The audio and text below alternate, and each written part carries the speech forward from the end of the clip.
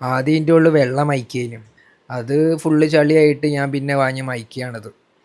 ഇത് അത്യാവശ്യം കോസ്റ്റ് വരുന്നുണ്ട്. ഒരു 2 രൂപേൻ്റെ അടുത്ത് കോസ്റ്റ് വന്നിട്ടുണ്ടായിരുന്നു.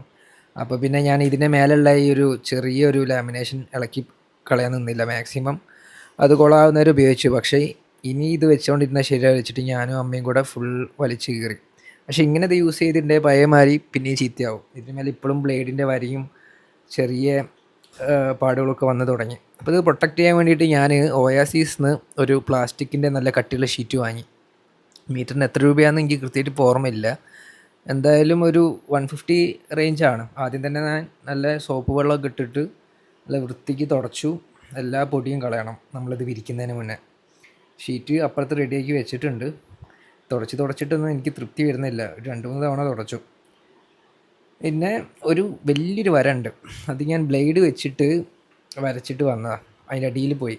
അപ്പോൾ അത് ഞാൻ പെന്ന് വെച്ചിട്ട് നൈസായിട്ട് നീല കളർ ആയതുകൊണ്ട് തന്നെ മനസ്സിലാവേണ്ട വെച്ചിട്ട് കുറച്ച് ഓവർലാപ്പ് ചെയ്തു.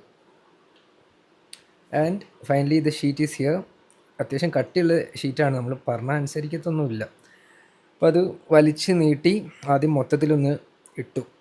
ഇടുന്നതിന് മുന്നേ ഇച്ചിരി സോപ്പും വെള്ളം ബാക്കിലൊക്കെ ആക്കി. ആൻഡ് എൻ്റെ പുതിയ കട്ടർ ഉപയോഗിച്ചിട്ട് നല്ല സ്ലൈസായിട്ട് അവിടുന്ന് മേലെ തൊട്ട് താഴേക്ക് മുറിച്ചുകൊണ്ടിരുന്നു. It was a good process actually. I kind like it.